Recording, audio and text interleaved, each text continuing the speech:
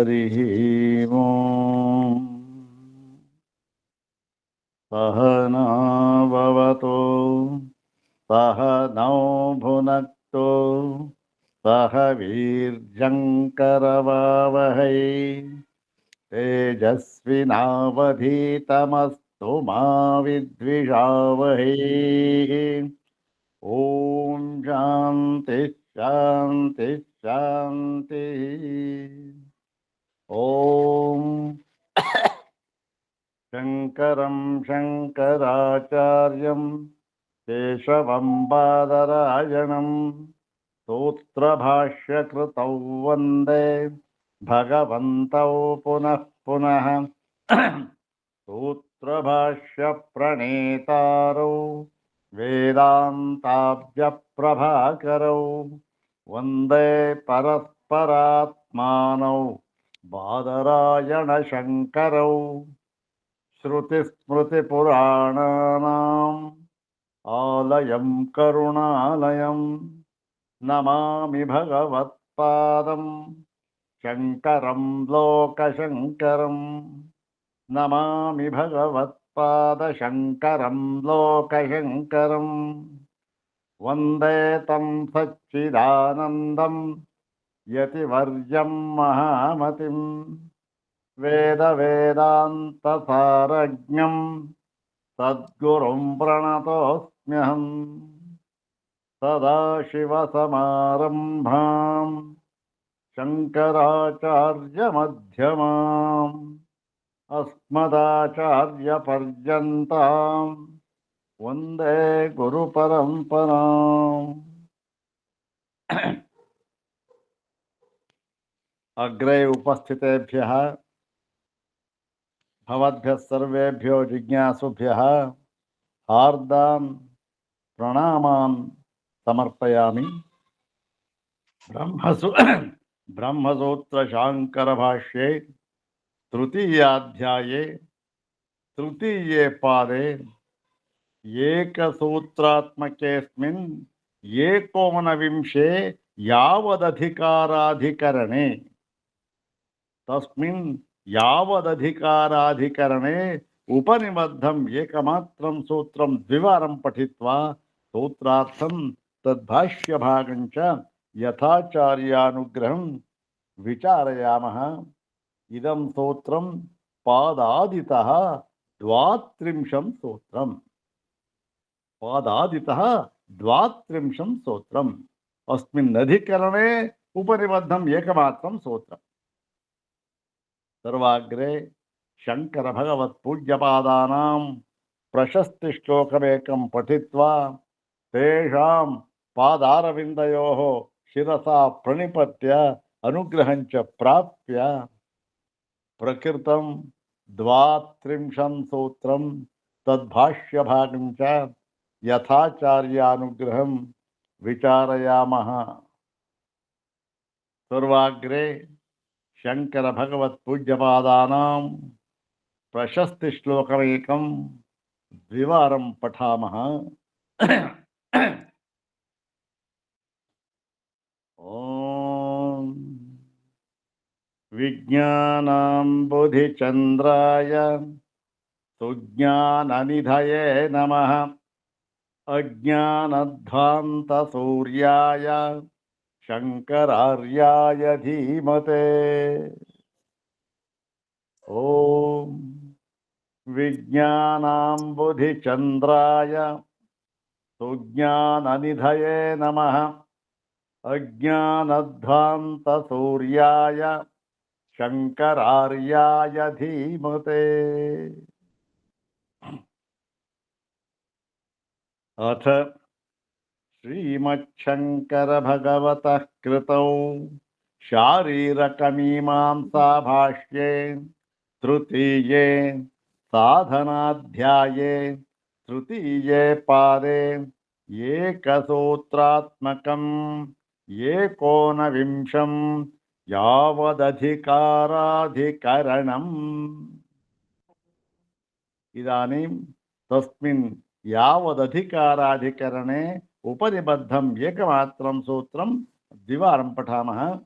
ॐ ಯಾವದಧಿಕಾರಮವಸ್ಥಿತಿರಾಧಿಕಾರಿಕಾಣಾಂ ಓಂ ಯಾವದಧಿಕಾರಮವಸ್ಥಿತಿರಾಧಿಕಾರಿಕಾಣಾಂ ಆಧಿಕಾರಿಕಾಣಾಂ ಪುರುಷಾಣಾಂ ಯಾವತ್ ಅಧಿಕಾರಂ ಅಸ್ತಿ ತಾವದೇವ ಅವಸ್ಥಿತಿಃ ಅತ ಊರ್ಧ್ವಂ ತೇ ಮುಕ್ತಾಃ. ಆಧಿಕಾರಿಕ ಪುರುಷರಿಗೆ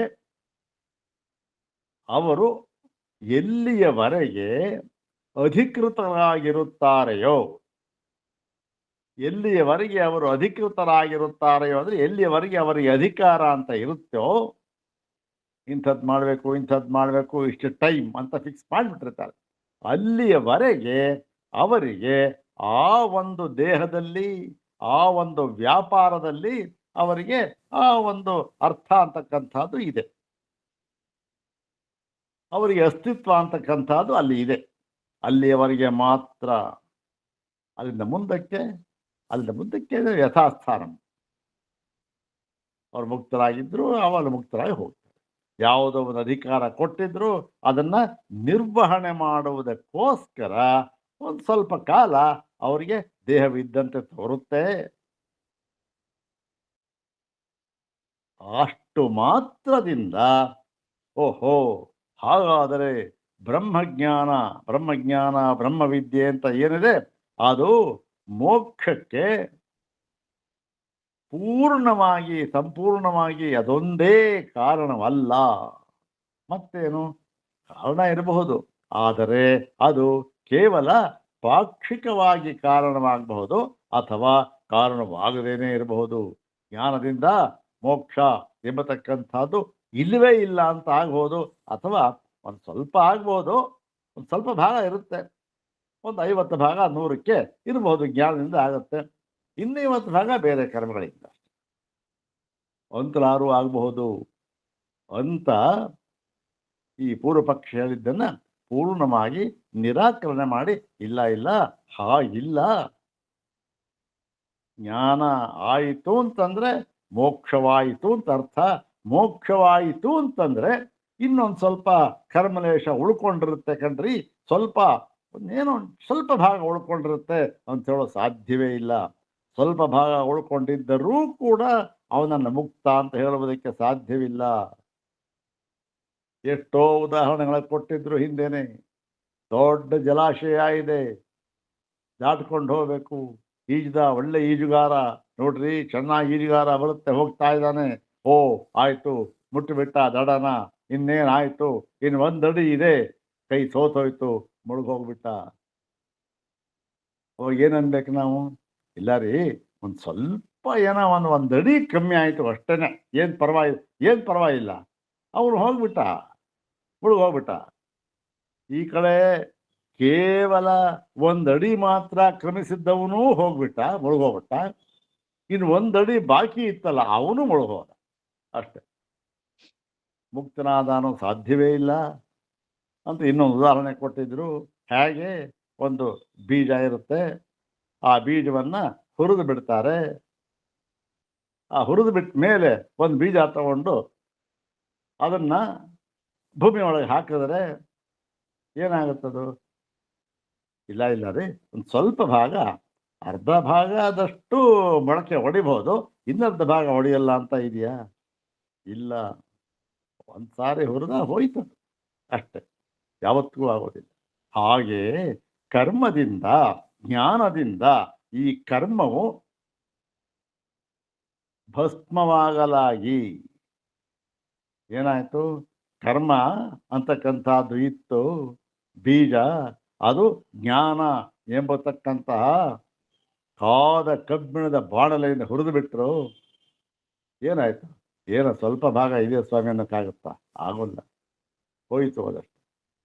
ಹಾಗೆ ಇಲ್ಲಿ ಕರ್ಮಲೇಶ ಸ್ವಲ್ಪವೂ ಉಳಿಯದಂತೆ ಹೋಗಿಬಿಡುತ್ತದೆ. ಜ್ಞಾನವಾದ ಮೇಲೆ ನಿನ್ನ ಅಭಿಪ್ರಾಯ ತಪ್ಪಪ್ಪ ಅಂತ ಹೇಳಿ ಅದನ್ನ ಸಿದ್ಧಾಂತದ ಭಾಗ ಪೂರ್ತಿ ಆಗ್ಬಿಡ್ತು.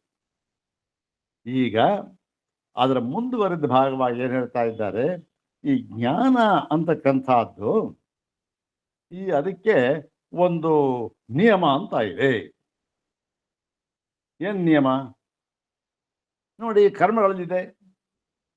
ಕೇವಲ ಕರ್ಮ ಮಾಡಿದವನು ಈ ಒಂದು ದಕ್ಷಿಣಾಯನ ಮಾರ್ಗದಲ್ಲಿ ಹೋಗ್ತಾನೆ. ಮತ್ತೆ ಅದೇ ಜ್ಞಾನ ಸಹಿತವಾಗಿ ಮಾಡಿದವನು, ವಿದ್ಯಾಪೂರ್ವಕವಾಗಿ ಮಾಡಿದವನು, ಪೂರ್ವಕವಾಗಿ ಮಾಡಿದವನು ಉತ್ತರಾಯಣದಲ್ಲಿ ಹೋಗ್ತಾನೆ. ಇವನೀಗ ಹೋಗ್ತಾನೆ, ನಿಯಮ ಇದೆ ಒಂದು.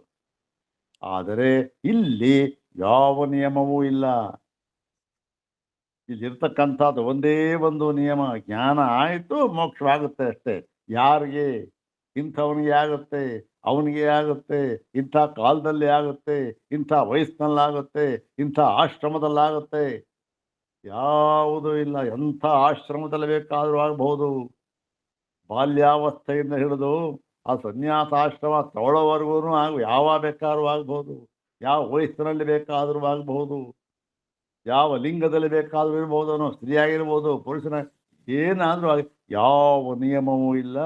ಯಾವ ನಿಯಮವೂ ಇಲ್ಲದೆ ಏಕಪ್ರಕಾರವಾಗಿ ಪ್ರತಿಯೊಬ್ಬರಿಗೂ ಕೂಡ ಯಾರಿಗೆ ಆತ್ಮೈಕತ್ವದ ಜ್ಞಾನ ಆಯಿತೋ ಅವರಿಗೆಲ್ಲರಿಗೂ ಕೂಡ ಏನಾಯಿತು? ಈ ಒಂದು ಮೋಕ್ಷ ಮುಕ್ತಿ ಅಂತಕ್ಕಂಥದ್ದು ಪಡೆದು ಅವರು ಪಡ್ಕೊಂಡ್ರು ಅಂತ ಹೇಳಿ ಇದಕ್ಕೆ ಉದಾಹರಣೆ ಎಲ್ಲ ಕೊಟ್ಟರು. ಅದಾಯ್ತು. ಈಗ ಅದಕ್ಕೊಂದು ನಿಯಮ ಅಂತಕ್ಕಂಥದ್ದು ಇಲ್ಲ. ಯಾಕಿಲ್ಲ ನಿಯಮ? ನೋಡಿ ಸ್ವಾಮಿ, ಈ ಪ್ರತಿಯೊಂದಕ್ಕೂ ಒಂದು ನಿಯಮ ಅಂತ ಇದೆ.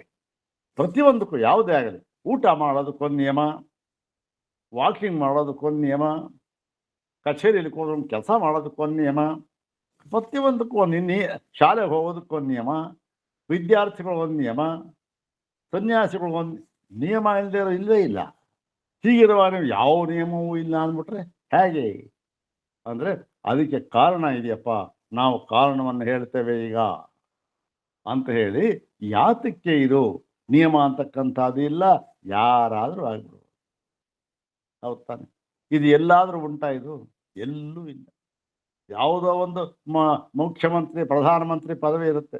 ಇಲ್ಲ ರೀ, ಯಾರು ಬೇಕಾದರೂ ಆಗ್ಬೋದು, IAS ಪಾಸ್ ಮಾಡಿದವನು ಯಾರು ಬೇಕಾದ್ರೂ ಆಗ್ಬೋದು ಅಂದ್ಬಿಟ್ರೆ ಖಂಡಿತ ಆಗೋದಿಲ್ಲ. ನಿಯಮ ಅದು. ಹೌದು ತಾನೆ? ಹೀಗಾಗಿ ಇಲ್ಲಿ ಯಾವ ನಿಯಮವೂ ಇಲ್ಲ ಅಂತಂದರೆ ಏನು ಹೇಗೆ ಹೇಳ್ತಾ ಇದ್ದೀರಿ ನೀವು ಅಂತಂದರೆ ಅದನ್ನು ಹೇಳ್ತಾ ಇದ್ದಾರೆ. ಆ ಭಾಗವನ್ನು ನೋಡೋಣ. ಆ ಸೂತ್ರ ಇನ್ನೊಂದು ಬಾರಿ ಪಾರಾಯಣ ಮಾಡೋಣ. ಓಂ ಯಾವದಧಿಕಾರಮವಸ್ಥಿತಿರಾಧಿಕಾರಿಕಾಣಾಂ ಯಾವದಧಿಕಾರಮವಸ್ಥಿತಿರಾಧಿಕಾರಿಕಾಣಾಂ. ಸೂತ್ರ ಎಲ್ಲ ಬಾದರಾಯಣರು ಸರ್ವಜ್ಞರು ಅಂತ ಹೇಳೋದು ಇದಕ್ಕೋಸ್ಕರ. ಬಂಧುರವಾಗಿ ಆ ಒಂದು ಎಷ್ಟು ಬೇಕೋ ಅಷ್ಟು ಮಾತ್ರ ಪದಗಳನ್ನು ಹಾಕಿ ಪೂರ್ಣವಾದ ಅರ್ಥವನ್ನು ಬರೋ ಹಾಗೆ ಮಾಡಿಬಿಟ್ಟಿರ್ತಾರೆ. ಇರಲಿ. 381ನೇ ಭಾಷ್ಯ ಭಾಗ. ನಚ ಜ್ಞಾನಫಲಸ್ಯ ಅನೈಕಾಂತಿಕತಾ. ನೋಡಿ, ಈ ಜ್ಞಾನ ಫಲ ಇದೆಯಲ್ಲ, ಜ್ಞಾನಫಲ ಯಾವುದು? ಮೋಕ್ಷ. ಜ್ಞಾನವಾಯಿತು, ಇವನಿಗೆ ಮೋಕ್ಷ ಸಿದ್ಧಿ ಆಯಿತು ಅಂತಕ್ಕಂಥದ್ದು ಇದೆಯಲ್ಲ, ಇಲ್ಲಿ ಅನೈಕಾಂತಿಕತಾ. ಇಲ್ಲಿ ಏಕಾಂತನ ಒಂದು ನಿಯಮ. ಆ ನಿಯಮ ಅಂತಕ್ಕಂಥದ್ದು ಯಾವುದು ಇಲ್ಲ. ಇಲ್ಲಿ ನಿಯಮ ಇಲ್ಲ, ಯಾವ ನಿಯಮನೂ ಇಲ್ಲ ಅಂತಕ್ಕಂಥದ್ದು ಇಲ್ಲಿ ಆಗೋದಿಲ್ಲ. ಅಂದ್ರೆ ಯಾಕೆ ಆಗೋದಿಲ್ಲ? ನಿಯಮ ಇದೆ ಅಂತ ಅರ್ಥವಾ? ನಿಯಮ ಇದೆ ಅಂತ ಅರ್ಥ ಆಗ್ಬಿಟ್ಟು ಏನು ನಿಯಮ ಇದೆ? ಅದಕ್ಕೋಸ್ಕರ ಯಾತಕ್ಕೆ ಇಲ್ಲ? ಇದು ಸಮಾನವಾಗಿರ್ತಕ್ಕಂಥದ್ದು, ಅನೇಕ ಸಮಾನವಾಗಿರ್ತಕ್ಕಂಥದ್ದು ಅಂತ ಯಾಕೆ ಹೇಳ್ತಾ ಇದ್ದೀವಿ ಅಂದರೆ ಎರಡು ಕಾರಣ ಕೊಡ್ತಾ ಇದೆ.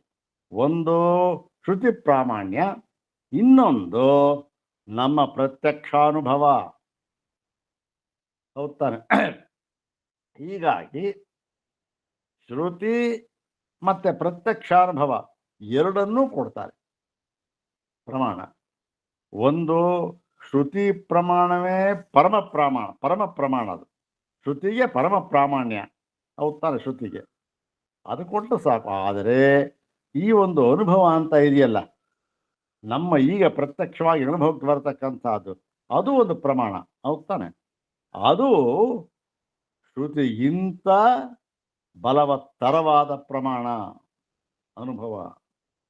ಶ್ರುತಿಗಿಂತ ಬಲವತ್ತರವಾದ ಪ್ರಮಾಣ. ಗೀತಾ ಭಾಷೆ ಹೇಳ್ಬಿಟ್ರಲ್ಲ ಆಚಾರ್ಯ ಕಂಠೋಕ್ತವಾಗಿ.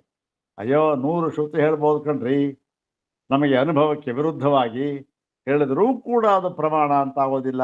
ಒಂದು ವೇಳೆ ಅನುಭವಕ್ಕೆ ವಿರುದ್ಧವಾಗಿ ಹೇಳಿದ್ರೆ ಪ್ರಮಾಣ ಅಲ್ಲ ಅದು. ಏನ್ರಿ ಬೆಂಕಿ ಮುಟ್ಬಿಟ್ರಿ ತಣ್ಣಗಿರುತ್ತೆ ಅಂದ್ಬಿಟ್ರೆ ಶ್ರುತಿ ಹೇಳ್ಬಿಟ್ರೆ 100 ಶ್ರುತಿ ಹೇಳೋದು ಪ್ರಮಾಣ ಅಲ್ಲ ಅಂಥೇಳಿ ಅನುಭವಕ್ಕೆ ಕೊಡ್ತಾ ಅದು ಇಲ್ಲಿ ಅನುಭವವನ್ನು ತೋರಿಸ್ಕೊಡ್ತಾ ಇದ್ದಾರೆ. ನೋಡೋಣ. ನಚ ಜ್ಞಾನ ಫಲಸ್ಯ ಅನೇಕಾಂತಿಕ ತಥಾಚ ಶ್ರುತಿ ಅವಿಶೇಷೇಣೈವ ಸರ್ವೇಷಾಂ ಜ್ಞಾನಾತ್ ಮೋಕ್ಷಂ ದರ್ಶಯತಿ. ಇದಕ್ಕೆ ನೋಡಿಯಪ್ಪ ಶ್ರುತಿ ಪ್ರಾಮಾಣ್ಯವೂ ಇದೆ. ಏನು? ಅವಿಶೇಷೇಣೈವ, ಯಾವ ಒಂದು ವಿಶೇಷವೂ ಇಲ್ಲದೆ, ಸರ್ವೇಷಾಂ ಅಂದರೆ ಪ್ರತಿಯೊಬ್ಬರಿಗೂ ಕೂಡ ಯಾರಿಗೆ ಈ ಒಂದು ಆತ್ಮಜ್ಞಾನ ಆತ್ಮೈಕತ್ವ ಜ್ಞಾನ ಅಂತ ಉಂಟಾಯಿತೋ ಅವರೆಲ್ಲರಿಗೂ ಕೂಡ ಯಾವ ನಿಬಂಧ ಆಗಲಿ ಕಟ್ಟುಪಾಡಾಗಲಿ ಏನೂ ಇಲ್ಲದೆ ಸಮಾನವಾಗಿ ಸರ್ವೇಷಾಂ ಎಲ್ಲರಿಗೂ ಕೂಡ ಜ್ಞಾನಾತ್ ಮೋಕ್ಷಂ ಜ್ಞಾನಾನ್ ಮೋಕ್ಷಂ ಜ್ಞಾನದಿಂದ ಮೋಕ್ಷ ಎನ್ನುವುದನ್ನು ದರ್ಶಯತಿ ಶ್ರುತಿ. ಶ್ರುತಿ ನೋಡಿ ನಮ್ಮ ತೋರಿಸ್ಕೊಡ್ತಾ ಇದೆ. ಎಲ್ಲಿ? ಯಾರಿಗೂ ಬೇಕಾದ್ರೂ ಅಂದ್ಬಿಟ್ಟು ಇಲ್ಲಿ ಹೇಳ್ತಾರೆ, ತದ್ಯೋ ಯೋ ದೇವಾನಾಂ ಪ್ರತ್ಯಬುಧ್ಯತ ಸ ಏವ ತದಭವತ್ ತಥರ್ಷೀಣಾಂ ತಥಾ ಮನುಷ್ಯಾಣಾಂ. ಇಲ್ಲಿ ಇನ್ನೂ ಏನು ಬೇಕಾದ್ರೂ ಸೇರ್ಕೋಬೋದು. ತಥಾ ಸ್ತ್ರೀಣಾಂ, ಇನ್ನೊಂದು ತಥಾ ನಮ್ಮ ವರ್ಗ ಚಾತುರ್ವರ್ಣ ಯಾವ್ದು ಬೇಕಾದ್ರೆ ತಥಾ ಶೂದ್ರಾಣಾಂ ಅಂತ ಅವೆಲ್ಲ ಹೇಳೋದು ಬೇಡ. ಏನು ಬೇಕಾದ್ರೂ ಸೇರ್ಕೋಬೋದು, ಯಾರು ಬೇಕಾದ್ರೂ. ಅದೇನು? ತದ್ಯೋಯೋ ದೇವಾನಾಂ, ದೇವತೆಗಳಲ್ಲಿ ಈ ದೇವತೆಗಳಿದ್ದಾರೆ ಅವ್ರ ಗುಂಪಿನಲ್ಲಿ. ನಮ್ಮದು ಬಿಡ್ರಿ, ಜ್ಞಾನವಾದರೆ ಮೋಕ್ಷವಾಗುತ್ತೆ ಅಂದ್ಬಿಟ್ಟು ನಮಗೆಲ್ಲಪ್ಪ ಆಗುತ್ತೆ. ಅದೆಲ್ಲ ಯಾರಿಗೆ? ದೇವತೆಗಳಿಗೆ ಸರಿ ಅಂತಂದರೆ ಆ ದೇವತೆಗಳಲ್ಲಿ ಏನಾಗಿದೆ?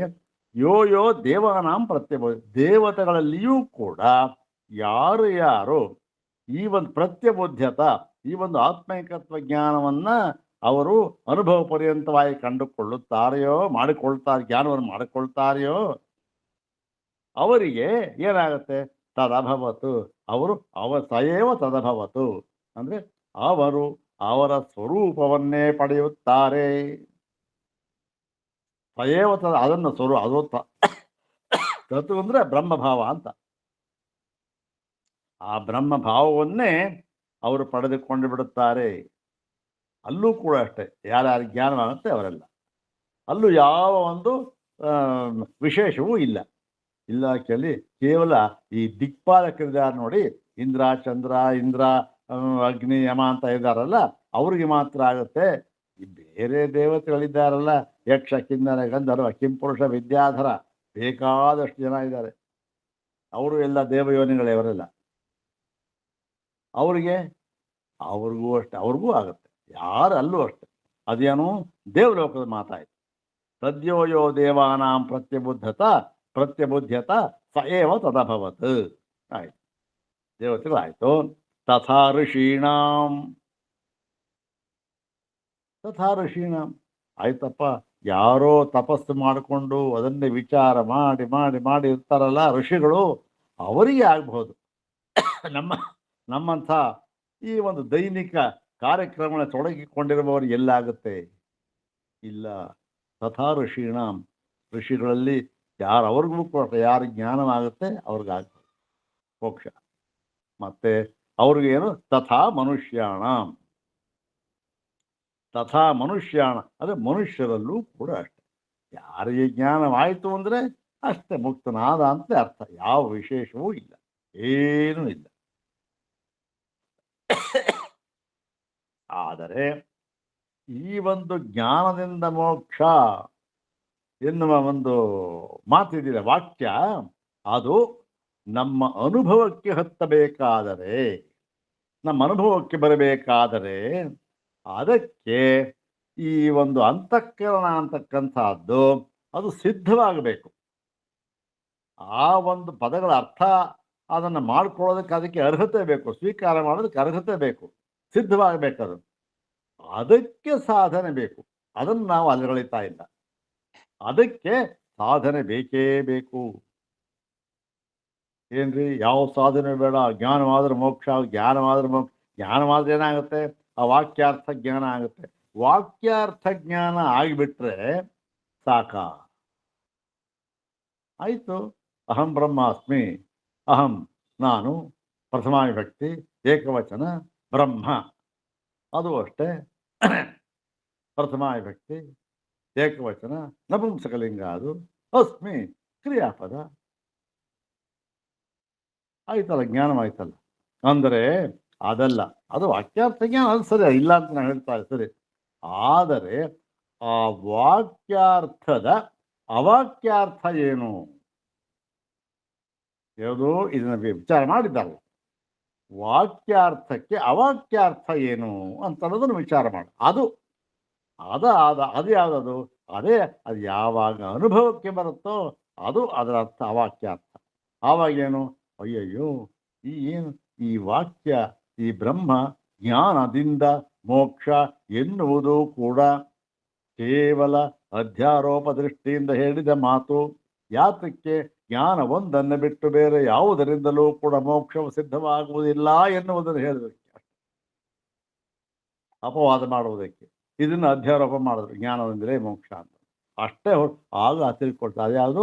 ಅವಾಕ್ಯಾರ್ಥ ಜ್ಞಾನ. ಹೀಗೆ ಇದನ್ನು ತಿಳ್ಕೊಳ್ಳಿ. ಯಾರು ಬೇಕಾದ್ರೂ ತಥಾ ಮನುಷ್ಯಾಣ ಅಂದ್ಬಿಟ್ಟು ಇತಿ. ಮತ್ತೆ ಜ್ಞಾನಾಂತರೇಶು ಚ ಐಶ್ವರ್ಯಾದಿ ಫಲೇಶು ಆಸಕ್ತಾ ಸ್ಯು ಮಹರ್ಷಯ. ಮಹರ್ಷಿಗಳು ಇದಾರು, ಅವರು ಕೂಡ ಏನಾಗುತ್ತೆ? ಐಶ್ವರ್ಯಾದಿ ಫಲೇಶು ಜ್ಞಾನಾಂತರೇಶು. ಏನು? ಎಷ್ಟು ಐಶ್ವರ್ಯ ಅಷ್ಟೈಶ್ವರ್ಯ ಇರುತ್ತೆ, ಅಣಿಮಾದಿ ಸಿದ್ಧಿಗಳಿರುತ್ತೆ. ಅದನ್ನೆಲ್ಲ ಪಡೆದುಕೊಳ್ಳುವುದಕ್ಕೆ ಬೇಕಾದಂತಹ ಜ್ಞಾನಾಂತರ, ಬೇರೆಯ ಒಂದು ಜ್ಞಾನ ಇದೆಯಲ್ಲ, ಅದಕ್ಕೋಸ್ಕರ ಅದರಲ್ಲಿ ಆಸಕ್ತರಾಗಿ ಇರಬಹುದು ಅವರು. ಏನದು? ಯಮ, ನಿಯಮ, ಆಸನ, ಪ್ರತ್ಯಾಹಾರ, ಪ್ರಾಣಾಯಾಮ, ಧ್ಯಾನ, ಧಾರಣ, ಸಮಾಧಿ ಎಲ್ಲ ಇರಬಹುದು ಅವರು. ಇಲ್ಲ, ಸ್ಯು ಮಹರ್ಷಿ ಇರ್ಬೋದು. ಆದರೆ ತೇ ಪಶ್ಚಾತ್ ಐಶ್ವರ್ಯ ಕ್ಷಯ ದರ್ಶನೇನ ನಿರ್ವಿಣ್ಣ. ಅದೇನಾಯಿತು? ಅವರು ಬಹಳ ವರ್ಷ ಕಷ್ಟಪಟ್ಟರು, ಸಾಧನೆ ಮಾಡಿದ್ರು. ಯಾತಕ್ಕೆ? ನಾನು ಅಣಿಮಾದಿ ಸಿದ್ಧಿಯನ್ನು ಪಡ್ಕೊಳ್ಬೇಕು ಅಂತ ಮಾಡಿದ್ರು. ಯಾವತ್ತೋ ಒಂದಿನ ಜ್ಞಾನೋದಯ ಆಯಿತು, ಅಯ್ಯೋ ಅಣಿಮಾದಿ ಸಿದ್ಧಿಯನ್ನು ಯಾತಕ್ಕೆ ಪಡ್ಕೊಳ್ಬೇಕು, ಅದರಿಂದ ಏನಾಗುತ್ತೆ ನನಗೆ? ಏನೂ ಆಗೋದಿಲ್ಲ ಅಂತನ್ನೋದನ್ನು ಆ ನಿರ್ವೇದ ಅಂತ ಇದೆಯಲ್ಲ, ನಿರ್ವೇದ ಮಾಯಾತ್ ನಾಸ್ತಿ ಅಕೃತ ಕೃತೇನ. ಕೃತೇನ ಕರ್ಮಣ, ಅಕೃತ ಅಂದರೆ ಮೋಕ್ಷ. ಕರ್ಮದಿಂದ ಮೋಕ್ಷವು ನಾಸ್ತಿ, ಇಲ್ಲ ಎನ್ನುವುದನ್ನ ಅವರು ಕಂಡುಕೊಂಡರು. ಕಂಡುಕೊಂಡ್ಬಿಟ್ಟು ಏನು ಮಾಡಿದ್ರು? ಅವರು ಅದು ನಿರ್ವಿಣ್ಣ. ಇದೆಲ್ಲ ಒಂದು ದಿವಸ ಹೋಗತಕ್ಕಂಥದ್ದು. ಐಶ್ವರ್ಯ ಕ್ಷಯ ದರ್ಶನೇನ ಸಿದ್ಧಿ ಆಯಿತು. ಸಿದ್ಧಿ ಆಯಿತು ಯಾವತ್ತೋ ಅವನು ದೇಹ ಬಿದ್ದು ಹೋಗುತ್ತೆ, ಆಮೇಲೆ ಅನ್ಸಿತ್ತು. ಇದನ್ನ ಕಂಡು ನಿರ್ವಿಣ್ಣ, ನಿರ್ವೇದವಾಗಿ ನಿರ್ವೇದವನ್ನು ಪಡೆದುಕೊಂಡು ಪರಮಾತ್ಮ ಜ್ಞಾನೇ ಪರಿನಿಷ್ಠಾ, ಈ ಒಂದು ಪರಮಾತ್ಮ ಜ್ಞಾನದಲ್ಲಿ ನಿಷ್ಠರಾಗಿ ಕೈವಲ್ಯಂ ಪ್ರಾಪುಹು, ಕೈವಲ್ಯವನ್ನು ಪಡೆದುಕೊಂಡರು ಎನ್ನುವುದು ಇಲ್ಲಿ ಹೊಂದತಕ್ಕಂಥ ಮಾತು. ಅದು ಸರಿಯಾದ ಮಾತು. ಅವರಿದ್ದರು ಹಿಂದೆ, ಪ್ರತಿಯೊಬ್ಬರೂ ಇದ್ರ ಹಿಂದೆ ಏನೋ ಮಾಡ್ತಾ ಇದ್ರು. ಆಮೇಲೆ ಅದಕ್ಕೆ ಆ ಒಂದು ಅಯ್ಯೋ ಇದರಿಂದೆಲ್ಲ ಏನೂ ಇಲ್ಲ ಅಂತಕ್ಕಂಥ ಒಂದು ಆ ಜ್ಞಾನೋದಯ ಆಯಿತು, ವೈರಾಗ್ಯ ಬಂತು, ಎಲ್ಲವನ್ನು ಬಿಟ್ಟರು, ಜ್ಞಾನವನ್ನು ಪಡ್ಕೊಂಡ್ರು, ಮೋಕ್ಷ ಸಿದ್ಧಿ ಆಯಿತು. ಅದಕ್ಕೊಂದು ಈ ಸ್ಮೃತಿ ವಾಕ್ಯವನ್ನು ಉದ್ಧಾರ ಮಾಡ್ತಾ ಇದೆ. ಬ್ರಹ್ಮಣ ಸಹತೆ ಸರ್ವೇ ಸಂಪ್ರಾಪ್ತೆ ಪ್ರತಿಸಂಚರೆ ಪರಸ್ಯಾಂತೆ ಕೃತಾತ್ಮಾನಃ ಪ್ರವಿಶಂತಿ ಪರಂಪದಂ. ಇದು ಯಾವುದಿದು? ಈ ಒಂದು ಯಾವುದು ಪಂಚಾಗ್ನಿ ವಿದ್ಯೆ ಅಂತ ಇವೆಲ್ಲ ಇದೆಯಲ್ಲ, ಅದಕ್ಕೆ ಉದಾಹರಣೆ ಹೇಳ್ಬೋದು. ಇದು ಅವನೇನು ಮಾಡ್ತಾನೆ? ಬ್ರಹ್ಮಣ ಸಹತೆ ಸರ್ವೇ ಸಂಪ್ರಾಪ್ತ. ಬ್ರಹ್ಮಣ ಸಹ ಅವರೇ ಯಾವುದು ಉಪಾಸನೆ ಮಾಡ್ದ, ಏನು ಮಾಡ್ದ? ಅಲ್ಲಿ ಅವನು ಹಿರಣ್ಯ ಗರ್ಭಲೋಕ ಪ್ರಾಪ್ತಿ ಆಯಿತು. ಬ್ರಹ್ಮಣ ಸಹ ಅವನು ಬ್ರಹ್ಮದ ಜೊತೆಯಲ್ಲಿ ಇದ್ಕೊಂಡಿದ್ದು ಏನಾಯಿತು? ಪ್ರತಿ ಸಂಚರೆ ಸಂಪ್ರಾಪ್ತೆ, ಅವನ ಕಾಲ ಮುಗೀತು. ಅಲ್ಲಾಯಿತು, ಹೋಗಬೇಕಾದ ಕಾಲ ಬಂತು, ಅವನ ಕಲ್ಪ ಮುಗೀತು. ಕಲ್ಪ ಮುಗಿದಾಗ ಏನಾಯಿತು, ಪರಸ್ಯ ಅಂತೆ ಕೃತ ಆತ್ಮಾನಃ, ಅಂದರೆ ಆ ಕಲ್ಪವೇ ಮುಗಿದಾಯ್ತು. ಪರಸ್ಯ ಕಟ್ಟ ಕಡೆಗೆ ಬಂತು. ಕಟ್ಟ ಕಡೆಗೆ ಬಂದ ಮೇಲೆ ಓ ಆಯ್ತಪ್ಪ, ಇನ್ನೇನು ಬ್ರಹ್ಮನ ಒಂದು ಇದು ಅಷ್ಟೇ, ಇದು ಅಧಿಕಾರ. ಬ್ರಹ್ಮ ಯಾರು? ಹಿರಣ್ಯಗರ್ಭ ಬ್ರಹ್ಮ. ಅವನು ಪರಬ್ರಹ್ಮನಿಗಿಂತ ಅವನೇನು ಬೇರೆ ಅಲ್ಲ, ಯಾರೂ ಬೇರೆ ಅಲ್ಲ. ಹಿರಣ್ಯಗರ್ಭ ಬೇರೆ ಅಲ್ಲ, ಹೌದು ತಾನೆ? ಆದರೆ ಹಿರಣ್ಯಗರ್ಭ ಬ್ರಹ್ಮ ಅಂತ ಯಾವಾಗ ನಾವು ವ್ಯವಹಾರ ಮಾಡ್ತಾ ಇರ್ತೀವಿ, ಆವಾಗ ನಾವೇನಂತ ಅರ್ಥ ಮಾಡ್ಕೊಳ್ಬೇಕು? ಪರಬ್ರಹ್ಮದಿಂದ ಇವನು ಅಧಿಕೃತನಾಗಿ ಇದ್ದ, ಆಧಿಕಾರಿಕ ಪುರುಷ ಇವನು. ಅವನೇ ಪರಬ್ರಹ್ಮವೇ, ಆಧಿಕಾರಿಕ ಪುರುಷ ಇವನು. ಏನಾದ? ಅಧಿಕಾರ ಮುಗೀತು, ಕಲ್ಪ ಮುಗೀತು, ಅವನ ಯಥಾಸ್ಥಿತಿಗೆ ಹೋದ. ಅದು ಅಲ್ಲಿವರೆಗೆ ಇರ್ತಾನೆ. ಆಮೇಲಿಂದ ಏನಾಗುತ್ತೆ, ಮುಗೀತು. ಆಮೇಲೆ ಪರಸ್ಯ ಕೃತ ಆತ್ಮಾನಃ, ಅಲ್ಲಿ ಏನಾಯಿತು, ಅವನಿಗೆ ಜ್ಞಾನೋದಯವಾಯಿತು. ಅಲ್ಲೂ ಅಷ್ಟೆ, ಅವನಿಗೆ ಆ ಒಂದು ಅಧ್ಯಕ್ಷನಿಂದ, ಆ ಲೋಕದ ಅಧ್ಯಕ್ಷನಿಂದ, ಅದು ಹಿರಣ್ಯಗರ್ಭ ಬ್ರಹ್ಮ ಆಗಿರ್ಬೋದು, ಅಥವಾ ಇನ್ನೊಂದು ಆಗಿರ್ಬೋದು, ಇನ್ನೊಬ್ಬ ಆಗಿರ್ಬೋದು, ಯಾರಿದ್ರೂ ಅವನಿಂದ ಜ್ಞಾನವಾದ ಬಳಿಕ ಅವನೇನು ಮಾಡ್ತಾನೆ? ಕೃತಾತ್ಮಾನಃ ಪರಂಪದಂ ಪ್ರವಿಶಂತಿ. ಕೃತಾತ್ಮಾನ ಸನ್ ಪರಂಪದಂ ಕೃತಾತ್ಮನಾಗಿ ಅವನು ಎಲ್ಲ ಮುಗಿತವನ ಕೆಲಸ, ಪರಮಪದವನ್ನು, ಮೋಕ್ಷವನ್ನು ಪಡ್ಕೊಳ್ತಾನೆ ಅಂತ ಈ ಸ್ಮೃತಿಯೂ ಇದೆ. ಅಂಥೇಳಿ ಏನಾಗುತ್ತೆ, ಆ ಒಂದು ಎಲ್ಲ ಕರ್ಮಗಳ ಬದಲೇಶ್ವರ ಮುಗಿದ ಮೇಲೆ ಹೋಯ್ತು. ಇತಿ ಸ್ಮರಣ, ಸ್ಮೃತಿಯೂ ಇದೆ ಅಂಥೇಳಿ. ಈಗ ನೋಡಿ, ಮುಖ್ಯವಾದ ಒಂದು ಸಿದ್ಧಾಂತ ಭಾಗವನ್ನು ಇಲ್ಲಿ ಹೇಳ್ತಾ, ಇದು ಶಂಕರ, ಇದು ಶಂಕರ ಅಂತಕ್ಕಂಥದ್ದು. ಇದು ಪ್ರತ್ಯಕ್ಷ ಫಲತ್ವಾಚ ಜ್ಞಾನಸ್ಯ ಫಲ ವಿರಹ ಶಂಕಾನುಪಪತ್ತಿ. ಇಷ್ಟೆಲ್ಲ ಆಯಿತು ಸ್ವಾಮಿ. ಈಗ ಈ ಜ್ಞಾನವಾಯಿತು, ಮೋಕ್ಷ ಆಗುತ್ತೆ, ನೀವು ಇಷ್ಟೆಲ್ಲ ಯಾವ ವಿಶೇಷವೂ ಇಲ್ಲ, ಸಮಾನವಾಗಿ ಆಗುತ್ತೆ, ಬಿಡುತ್ತೆ, ಆಯಿತು, ಅದ್ವೈತ. ಆದರೆ ಇದು ಆಗುತ್ತೋ ಬಿಡುತ್ತೋ ಯಾರಿಗೆ ಗೊತ್ತು ಅಂತ ಹೇಳುವುದಕ್ಕೆ ಸಾಧ್ಯವೇ ಇಲ್ಲ. ಜ್ಞಾನವಾಯಿತು ಅಂದ್ರೆ ಮೋಕ್ಷವಾಯಿತು ಅಂತ ಅರ್ಥ. ಆಗುತ್ತೋ ಇಲ್ವೋ ನಮ್ಗೇನ್ರಿ ಗೊತ್ತು? ಸಾಧ್ಯವೇ ಇಲ್ಲ, ಮಾತಾಡೋ ಸಾಧ್ಯವೇ ಇಲ್ಲ. ಯಾತಕ್ಕೆ ಅಂತಂದ್ರೆ ಪ್ರತ್ಯಕ್ಷ ಫಲತ್ವ.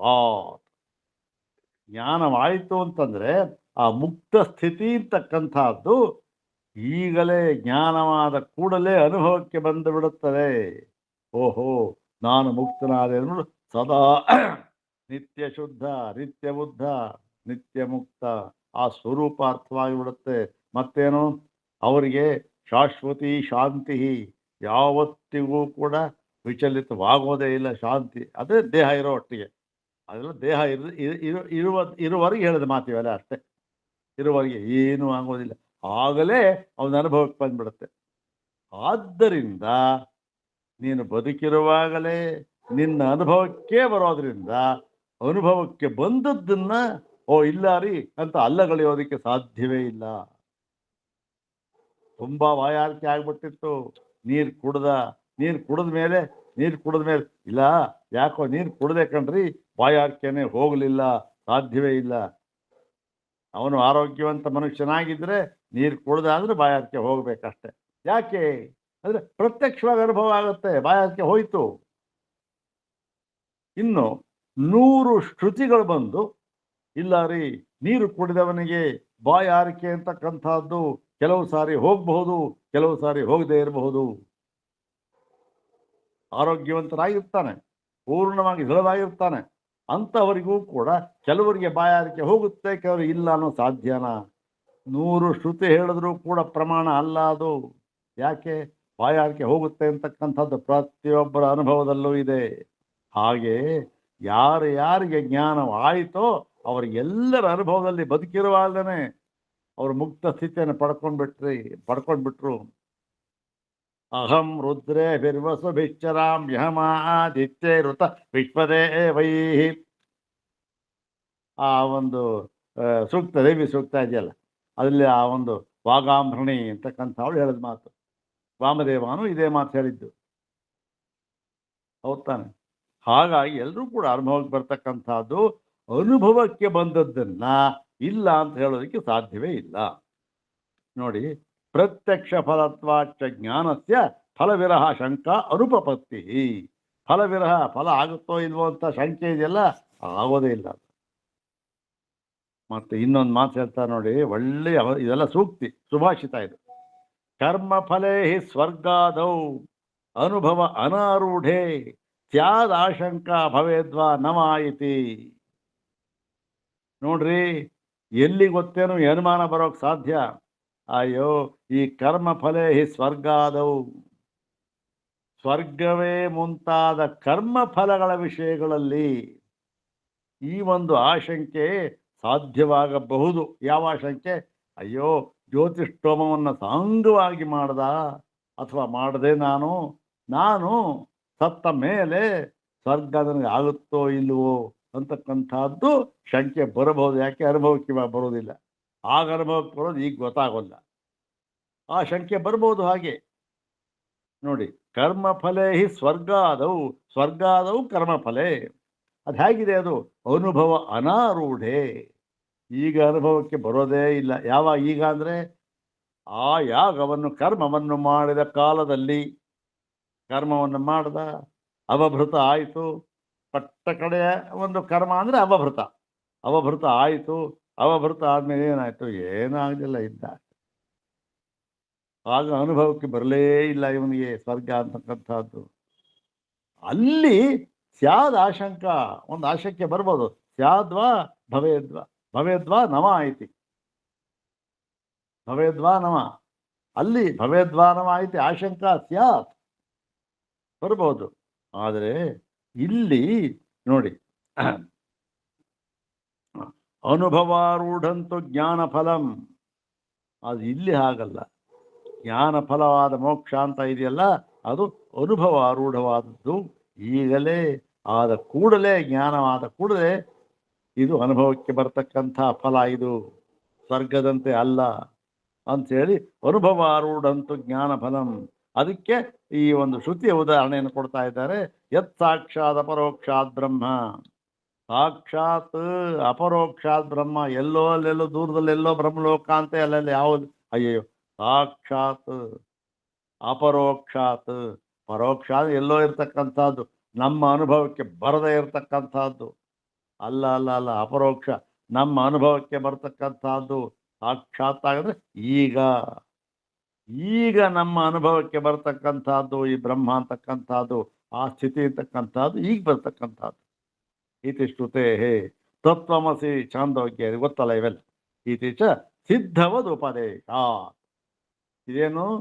ಇದೆಲ್ಲ ಸಿದ್ಧವತ್ತು, ಈಗ ಆಗೋದು, ಮುಂದೆ ಯಾವತ್ತೂ ಅಲ್ಲ. ಈಗ ಫಲಸಿದ್ಧಿ ಈಗ ಆಗುತ್ತೆ ಅಂತಕ್ಕಂಥ ಉಪದೇಶ ಮಾಡ್ತಾ ಇದ್ದಾರೆ. ಹೀಗಿರೋವಾಗ ನೀವು, ಆ ಪೂರ್ವ ಪಕ್ಷಿ ಹೇಳ್ತಾ ಇದ್ದಾರೆ, ಬಂದ್ಬಿಟ್ಟು ಈ ತತ್ವಮಸಿ ಅಂತ ಇದೆಯಲ್ಲ, ಈ ತತ್ವಮಸಿ ಅಂತ ಅನ್ನೋದನ್ನ ಬದಲಾಯಿಸ್ಬಿಟ್ರೆ ಶ್ರುತಿ ವಾಕ್ಯನೇ, ಖಂಡಿತ ಆಗೋದಿಲ್ಲ. ಅದು ಹೇಳ್ತಾ ಇದ್ದಾರೆ, ನಹಿ ತತ್ವಮಸಿ ಇತ್ಯಸ್ಯ ವಾಕ್ಯಸ್ಯ ಅರ್ಥಃ ತತ್ವಂ ಮೃತೋ ಭವಿಷ್ಯಸಿ ಇತ್ಯೇವಂ ಪರಿಣೇತು ಶಕ್ಯ. ನೋಡಿ, ಎಂಥ ಇವೆಲ್ಲ ಮಾತುಗಳು ಸುಭಾಷಿತ ಇದೆ. ನೋಡಪ್ಪ, ತತ್ವಮಸಿ ಅಂತಕ್ಕಂಥ ವಾಕ್ಯ ಇದೆ, ಎಲ್ಲಿ ಹೇಳಿದ್ದಾರೆ? ಅಲ್ಲಿ ಶ್ರುತಿಯಲ್ಲಿ ಹೇಳಿದ್ದಾರೆ. ಶ್ರುತಿ ಏನು? ಪರಮ ಪ್ರಮಾಣ. ಶ್ರುತಿಯೇ ಪರಮ ಪ್ರಾಮಾಣ್ಯ, ಶ್ರುತಿಗೆ. ಹೌದು ತಾನೆ? ಹೀಗೆ ಈ ಪರಮ ಪ್ರಮಾಣವಾಗಿರತಕ್ಕಂಥ ಶ್ರುತಿಯಲ್ಲಿ ಹೇಳಿರ್ತಕ್ಕಂಥ ತತ್ವಮಸಿ ಅದೇ ನೀನಾಗಿದ್ದೀಯೇ ಎಂಬುದಾಗಿ ಈ ವರ್ತಮಾನ ರೂಪದಿಂದ ಹೇಳ್ತಕ್ಕಂತಹ ಶ್ರುತಿ ವಾಕ್ಯದ ಅರ್ಥವನ್ನ ನೀನು ತಿರುಗಿಸ್ಬಿಟ್ಟು ತತ್ವಂ ಮೃತೋ ಭವಿಷ್ಯಸಿ, ತತ್ ತ್ವಂ ಮೃತೋ ಭವಿಷ್ಯಸಿ, ನೀನು ಸತ್ತ ಮೇಲೆ ಅದಾಗುತ್ತೀಯೇ, ಇತ್ಯೇವಂ ಪರಿಣೇತು ನ ಶಕ್ಯ, ಹಾಗೆ ಬದಲಾಯಿಸುವುದಕ್ಕೆ ಸಾಧ್ಯವೇ ಇಲ್ಲ ಅಂಥೇಳಿ ತತ್ವಮಸಿ ಅಂತಕ್ಕಂಥದ್ದು ವರ್ತಮಾನ ಕಾಲದಲ್ಪ ಈಗ ಹೇಳ್ತಾ ಇರೋದು, ಈಗಾಗೂ ಫಲವನ್ನು ಹೇಳ್ತಾ ಇರ್ತಕ್ಕಂಥದ್ದು. ಅದನ್ನು ನೀನು ಯಾವತ್ತೂ ಆಗುತ್ತೆ ಕಂಡ್ರೆ ಈ ಸತ್ವೇನೆ ತಿರುಗಿಸೋಕೆ ಆಗೋದೇ ಇಲ್ಲ. ಮತ್ತೆ ಅದಕ್ಕೆ ಪ್ರತ್ಯಕ್ಷವಾದ ಉದಾಹರಣೆಗೆ ಇದನ್ನು ಹೇಳ್ತಾ ಇದ್ರು. ಇಲ್ಲೇ ಇದೆ, ತದ್ಧೈತತ್ ಪಶ್ಯನ್ ಋಷಿರ್ವಾಮದೇವ ಪ್ರತಿಪೇರೆ ಅಹಂ ಮನುರಭವಂ ಸೂರ್ಯಶ್ಚ. ಆ ಒಂದು ವಾಮದೇವ ಏನು ಮಾಡ್ತಾನೆ, ಅವನು ಋಷಿ ಗರ್ಭದಲ್ಲಿ ಇದ್ದಾನೆ, ಇನ್ನೂ ಮಾತೃಗರ್ಭದಿಂದ ಈಚೆ ಬಂದೇ ಇಲ್ಲ ಅವನು.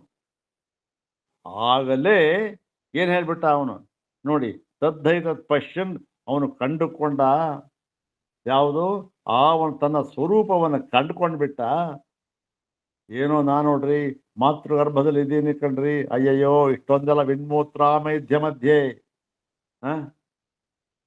ಹಾಗಂತ ಇಲ್ಲ. ಅವನಿಗೆ ಏನಾಯ್ತು, ತಾನು ತನ್ನ ಸ್ವರೂಪ ಅರ್ಥ ಮಾಡ್ಕೊಂಡ ಪಶ್ಯ ಋಷಿ ವಾಮದೇವ ಪ್ರತಿಭೆ ತಿಳ್ಕೊಂಡ ಏನಂತ, ಅಹಂ ಮನುರಭವಂ ಸೂರ್ಯಶ್ಚ, ನಾನೇ ಮನುವಾಗಿದ್ದೇನೆ, ನಾನೇ ಸೂರ್ಯನಾಗಿದ್ದೇನೆ, ನಾನೇ ಚಂದ್ರ, ನಾನೇ ದೇವೇಂದ್ರ, ಎಲ್ಲವೂ ನಾನೇ ಆಗಿದ್ದೇನೆ. ಭಗವಂತ ವಿಭೂತಿ ಯೋಗದಲ್ಲಿ ಹೇಳ್ತಾನಲ್ಲ, 20ನೇ ಶ್ಲೋಕದಿಂದ ಹೇಳಿದ್ರೆ ಪೂರ್ತಿಯಾಗಿ 42ನೇ ಶ್ಲೋಕದವರೆಗೂ ಹೇಳ್ತಾನೆ, ಎಲ್ಲ ನಾನೇ ಆಗಿದ್ದೆ. ಅದು ಮತ್ತೆ ನಾನೇ ಸೂರ್ಯ ಚಂದ್ರ ವಾಮದೇವ ಹೇಳ್ದ, ಇತಿ ಸಮ್ಯಕ್ ದರ್ಶನ ಕಾಲಮೇವ ತತ್ಫಲಂ ಸರ್ವಾತ್ಮತ್ವಂ ದರ್ಶಯತಿ. ಹೀಗೆ ಸಮ್ಯಕ್ ದರ್ಶನ ಕಾಲಮೇವ ಅಂದ್ರೂ ಒಂದೇ, ವಾಕ್ಯಾರ್ಥ ಜ್ಞಾನ ಸಮಕಾಲೇ ಏವ ಅಂದ್ರೂ ಒಂದೇ. ಸಮ್ಯಕ್ ದರ್ಶನ ಸಮಕಾಲದಲ್ಲಿ, ಸಮ್ಯಕ್ ದರ್ಶನ ಆಯಿತು ಅದೇ ಕಾಲದಲ್ಲಿ, ಯಾವ ಕಾಲಾಂತರ ಸ್ವಲ್ಪವೂ ಇಲ್ಲ. ಅಲ್ಲಿ ತತ್ಫಲಂ, ಅದರ ಫಲವಾಗಿರತಕ್ಕಂತಹ ಸರ್ವಾತ್ಮತ್ವಂ, ಆ ಸರ್ವಾತ್ಮ ಭಾವವನ್ನ ಅಹಂ ಮನುರಭವಂ ಸೂರ್ಯಶ್ಚ ಹೇಳ್ತಾನಲ್ಲ, ಆ ದೇವಿ ಸೂಕ್ತದಲ್ಲಿ ಉದ್ದ ಈ 8 ರುಕ್ಕುಗಳಿವೆ, 8 ರುಕ್ಕುಗಳಲ್ಲೂ ಕೂಡ ಅವಳು ಅದನ್ನೇ ಹೇಳ್ತಕ್ಕಂಥದ್ದು, ಆ ಒಂದು ವಾಗಾಂಭರಣಿ ಅಂಥೇಳಿ ಸೂರ್ಯಶ್ಚ ತತ್ಫಲಂ, ಆಗ ಸರ್ವಾತ್ಮತ್ವಂ ದರ್ಶಯತಿ. ಆ ಸರ್ವಾತ್ಮ ಭಾವವನ್ನು ಅಲ್ಲಿ ತೋರಿಸ್ಕೊಡ್ತಾ ಇದೆ. ಏನು, ಸಮ್ಯಕ್ ದರ್ಶನ ಸಮಕಾಲಮೇವ. ಅದನ್ನೇ ಬೇಕಾದಷ್ಟು ಸಲ ಹಿಂದೆ ಆಚಾರ್ಯರು ಹೇಳಿದ್ರು, ವಾಕ್ಯಾರ್ಥ ಜ್ಞಾನ ಸಮಕಾಲೇ ಏವತ್ತು ಪರ್ಯವಸಿತೋ ಭವತಿ ಅಂಥೇಳಿ ಇದೇ ಉದಾಹರಣೆ ಕೊಟ್ಟು, ಸ್ವರ್ಗ ಈ ಬೇರೆ ಕರ್ಮಫಲ ಅಲ್ಲಪ್ಪ ಅಂತ ಹೇಳ್ಬಿಟ್ಟು ಉದಾಹರಣೆಯನ್ನು ಕೊಟ್ಟು, ವಾಕ್ಯಾರ್ಥ ಜ್ಞಾನ ಸಮಕಾಲೇ ಏವತ್ತು ಪರ್ಯವಸಿತೋ ಭವತಿ, ಕೇವಲ ಶಬ್ದ ಪ್ರಕಾಶಿತಾರ್ಥ ಜ್ಞಾನ ಮಾತ್ರ ನಿಷ್ಠಾ ವ್ಯತಿರಿಕ್ತಾಭಾವಾತ್. ವಾಕ್ಯಾರ್ಥ ಜ್ಞಾನ ಆಯಿತು, ಶಬ್ದ ವಾಕ್ಯವನ್ನ ಮನಸ್ಸಿಗೆ ತಂದುಕೊಂಡ, ಅರ್ಥ ಜ್ಞಾನವಾಯಿತು, ಅಲ್ಲಷ್ಟೇ ಮುಗೀತಲ್ಲಿ. ಅಲ್ಲಿಯೇ ಅದಕ್ಕಿಂತ ಬೇರೆಯಾಗಿ ಇನ್ನೇನನ್ನೂ ಬಯಸುವುದಿಲ್ಲ. ಹೌದ್ ತಾನೆ? ಹೀಗೆ ಉತ್ಪನ್ನ ಹಿ ವಿದ್ಯಾ ಫಲಸಿದ್ಧಿಂ ಪ್ರತಿ ನ ಕಿಂಚಿದನ್ಯದಪೇಕ್ಷತೆ. ಒಂದ್ಸಾರಿ ವಿದ್ಯೆ ಉತ್ಪನ್ನವಾಯಿತು, ಜ್ಞಾನವಾಯಿತು ಅಂದರೆ ಯಾವುದನ್ನೂ ಅಪೇಕ್ಷಿಸುವುದಿಲ್ಲ. ಯಾತಕ್ಕೆ? ಅದರ ಫಲಕ್ಕೋಸ್ಕರ. ಉತ್ಪತ್ತಿಂ ಪ್ರತಿತು ಅಪೇಕ್ಷತೆ. ಆದರೆ ಆ ಜ್ಞಾನ ಉತ್ಪತ್ತಿಯಾಗುವುದಕ್ಕೆ, ತತ್ವಮಸಿ ಮುಂತಾದ ವಾಕ್ಯಾರ್ಥ ಜ್ಞಾನವಾಗುವುದಕ್ಕೆ ಸಾಧನೆ ಬೇಕಾದ ಸಾಧನೆ ಬೇಕು. ಅದನ್ನು ನಾವು ಅಲ್ಗಳಿತಾ ಇಲ್ಲ ಅಂತ ಹೇಳಿ ಆ ಮುಂದಿನ ಬರ್ತಾರೆ. ಇಲ್ಲಿ 4ನೇ ಅಧ್ಯಾಯದಲ್ಲಿ ಬರುತ್ತೆ, ಇಲ್ಲ ಇಲ್ಲೇ 3ನೇ ಅಧ್ಯಾಯ 4ನೇ ಪಾದದಲ್ಲಿ ಬರುತ್ತೆ. 4ನೇ ಪಾದದಲ್ಲಿ ಬರುತ್ತೆ.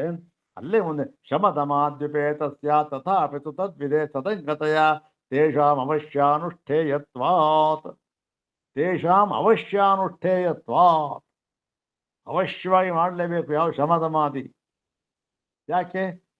ಆ ಅಂತಃಕರಣ ಶುದ್ಧವಾಗುವುದಕ್ಕೆ, ಆ ತತ್ವಮಸಿ ಎಂಬತಕ್ಕಂಥ ವಾಕ್ಯದ ಅರ್ಥವು ನಮ್ಮ ಅನುಭವಕ್ಕೆ ಬರುವುದಕ್ಕೆ ಬೇಕೇ ಬೇಕು ಅಂತ ಹೇಳಿ, ತತ್ಫಲಂ ಸರ್ವಾತ್ಮತ್ವಂ ದರ್ಶಯತಿ. ತಸ್ಮಾತ್ ಐಕಾಂತಿಕಿ ವಿದುಷಃ ಕೈವಲ್ಯ ಸಿದ್ಧಿ. ಆದ್ದರಿಂದ ವಿದುಷಃ ಅಂದರೆ ಜ್ಞಾನಿಯಾದವನಿಗೆ ಕೈವಲ್ಯ ಸಿದ್ಧಿಯು ನಿಯಮದಿಂದ ಆಗುತ್ತದೇನೋ. ನಿಯಮ ಅದು. ಜ್ಞಾನವಾದರೆ ಮೋಕ್ಷ ಆಗಬೇಕು ಅಂತಕ್ಕಂಥದ್ದು ನಿಯಮದಿಂದ. ನಿಯಮ ಇಟ್ಸ್ ಎ ರೂಲ್, ಆಗಲೇಬೇಕು. ಎರಡರಿಂದ ಗುಣಿಸಿದ್ರೆ ಎಷ್ಟು ಆಗಬೇಕು? 4 ಆಗಬೇಕು. ಆ 4 2ನ್ನ 2ರಿಂದ ಗುಣಿಸಿದರೆ 4 ಆಗಬೇಕು ಅಂತ ಇದೆಯಲ್ಲ, ಅದು ನಿಯಮ ಅದು. ಅದನ್ನೇ ಅನೈಕಾಂತಿಕ ಅಂತಕ್ಕಂಥದ್ದು ನಿಯಮ. ಹೀಗೆ ಜ್ಞಾನವಾದರೆ ಮೋಕ್ಷವಾಗಲೇಬೇಕು ಎಂಬತಕ್ಕಂಥದ್ದು ನಿಯಮ, ಅದು ಸಿದ್ಧವಾಯಿತು. ಇದು ಆ ಒಂದು ನಿಯಮದಿಂದ ಸಿದ್ಧವಾಯಿತು. ತಸ್ಮಾತ್ ಐಕಾಂತಿಕಿ ವಿದುಷಃ ಐಕಾಂತಿಕಿ ನಿಯಮ. ವಿದುಷಃ ಕೈವಲ್ಯ ಸಿದ್ಧಿ. ವಿದ್ವಾಂಸನಿಗೆ ಜ್ಞಾನಿಯಾದವನಿಗೆ ಕೈವಲ್ಯ ಸಿದ್ಧಿ ಆಗುತ್ತೆ ಅಂತಕ್ಕಂಥದ್ದು ನಿಯಮ ಕಂಡ್ರಿ.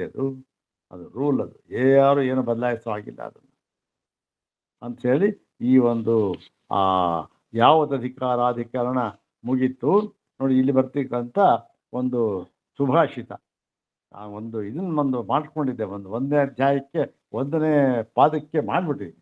ಆ ಸೂತ್ರ ಹಾಕಿ ಆ ಸೂತ್ರದ ಕೇವಲ ಬರೀ 1-2 ಲೈನ್ ಅಷ್ಟೇ ಅರ್ಥ ಬರೆದ್ಬಿಟ್ಟು ಅದರ ಒಂದು ತಾತ್ಪರ್ಯ 1-2 ಲೈನ್ ಬರೆದು ಅದರಲ್ಲಿ ಆ ಸೂತ್ರದಲ್ಲಿ ಸೂತ್ರ ಭಾಷ್ಯದಲ್ಲಿ ಯಾವುದಾದ್ರೂ ಸುಭಾಷಿತ ಇದೆಯಾ ಈ ಥರ ವಾಕ್ಯ ಅದನ್ನು ಕೆಳಗಡೆ ಹಾಕಿದೆ.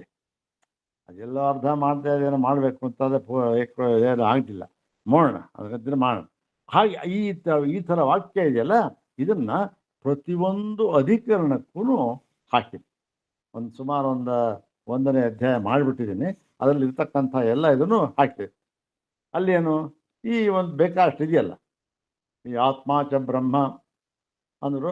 ಆ ಒಂದು ಸುಭಾಷಿತಗಳಿರ್ತಾವೆ ಬೇಕಾದಷ್ಟು ಇದೆಯಲ್ಲ, ಅದನ್ನು ಇಲ್ಲೂ ಅಷ್ಟೇ ಈ ಅಧಿಕರಣಕ್ಕೆ ಇದು ಸುಭಾಷಿತ. ಯಾವುದು ಇನ್ನೊಂದು ಸಲ ಹೇಳ್ಬೇಡ ನೋಡಿ.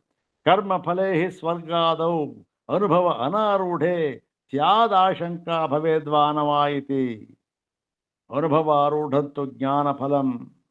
ಇದು ಒಂದು ಸುಭಾಷಿತ. ಇಲ್ಲಿ ಈ ಅಧಿಕರಣ ಮುಗೀತು. ಮುಂದೆ ಈ ಅಕ್ಷರಾಧ್ಯಧಿಕರಣ. ಇಲ್ಲಿ ನೋಡಿ ಮುಂದಿನ ಇದರಲ್ಲಿ ಅಕ್ಷರಾಧಿಕರಣ ಅಂತ ನನ್ನ ಪುಸ್ತಕದಲ್ಲಿದೆ. ಇದು ಹಳೆ ಪುಸ್ತಕ. ಇದು ಅಕ್ಷರಾಧಿಕರಣ ಅಂತ ಇದೆ. ಅಕ್ಷರಾಧಿಕರಣ ಅನ್ನೋದು ತಪ್ಪು. ಇಲ್ಲಿ ಪ್ರಿಂಟ್ ತಪ್ಪಾಗ್ಬಿಟ್ಟಿದೆ. ಅದು ಅಕ್ಷರಾಧ್ಯಧಿಕರಣ ಅಂತ. ಅದು ಯಾಕೆ ತಪ್ಪಾಯಿತು ಅಂತ ಅನ್ನೋದನ್ನು ಅದು ಏನು ಅಂತಂದು ನಾಳೆ ಹೇಳೋಣ. ಅದನ್ನು ವಿಚಾರ ಮಾಡೋಣ.